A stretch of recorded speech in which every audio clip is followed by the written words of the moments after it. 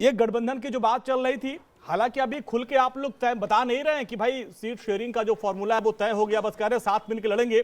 अगर सब कुछ बातचीत हो गई है तो इतना सस्पेंस क्यों बना अभी तक?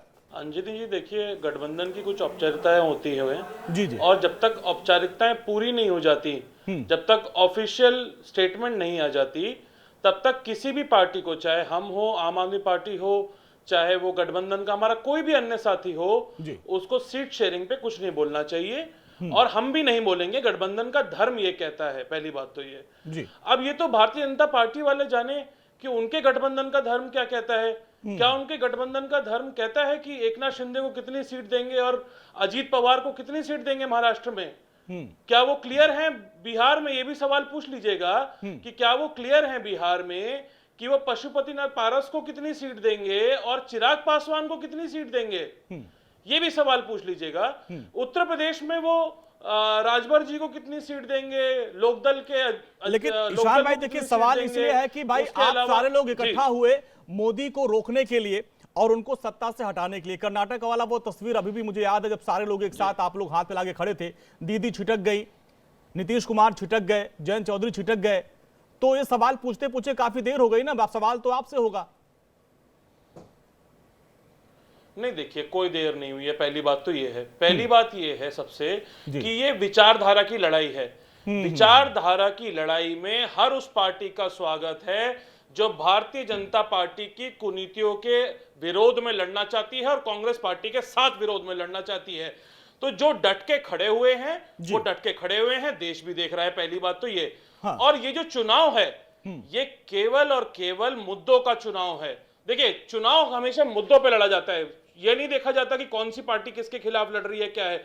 जो जनता के आम जनमानस के मुद्दे हैं उस पर चुनाव लड़ा जाता है और उन्हीं मुद्दों को लेके हमारे नेता आदरणीय राहुल गांधी जी भारत जोड़ो यात्रा पहले करी, उसके बाद भारत जोड़ो न्याय यात्रा के जरिए वो आम जनमानस के मुद्दे देश के बीच में लेके जा रहे हैं। ठीक है, अब मुद्दों पे अगर बात करें, देखिए ठीक है, मुद्दों पे देखिए, मुद्दों पे होना चाहिए, लेकिन जो एकजुटता हुई है मोदी को हटाने को लेकर। अब आते हैं संजीव भाई, आपके पास आते हैं। अभी सौरभ भारद्वाज को मैं सुन रहा था, बोले भाई हम क्यों बोलें कि कितने सीटों पर बात हुई है, क्या हुआ है, जब वो बोलेंगे तब हम बोलेंगे। इतना सस्पेंस आपने क्यों बना के रखा? क्या वाकई मुद्दों पे ये चुनाव होगा या सिर्फ मोदी को हटाने के लिए चुनाव हो रहा है?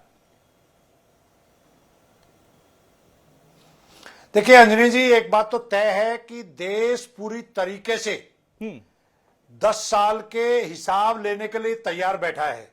हाँ।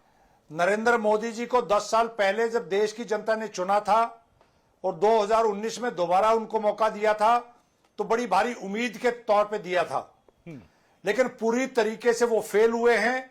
महंगाई के मुद्दे पे, भ्रष्टाचार के मुद्दे पे, बेरोजगारी के मुद्दे पे, ये सब मुद्दे अब देश के सामने मुंह भाई खड़े हैं जी। इन सब को लेकर इंडिया अलायंस बना है। इंडिया गठबंधन पूरी तरीके से इंटैक्ट है।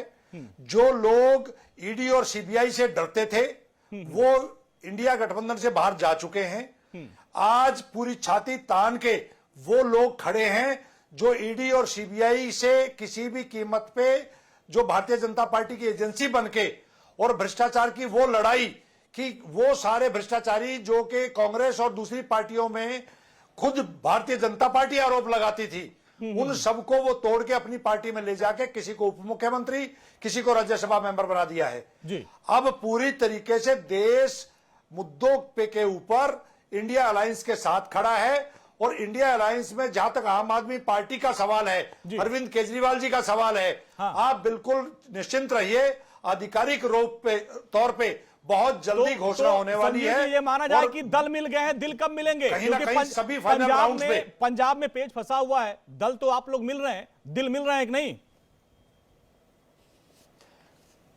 कहीं कोई पेच नहीं फंसा हुआ है। जब दो पॉलिटिकल पार्टी या विभिन्न पॉलिटिकल पार्टी जिनका ग्राउंड पे वजूद है, वो पार्टियां जब इकट्ठी होकर चुनाव लड़ती हैं तो मुद्दों पे वो संगठन बनता है और कहीं पर स्टेट में फ्रेंडली आमने सामने भी लड़ा जा सकता है, उसकी आप चिंता ना करें। हाँ। लेकिन जहां तक नरेंद्र मोदी जी को हटाने की आप बात कर रहे हैं, हाँ। नरेंद्र मोदी जी को हटाने की बात नहीं है। हाँ। देश का ये कुशासन, ये डिक्टेटरशिप जो देश देख रहा है, उसको हटाने की ये लड़ाई है।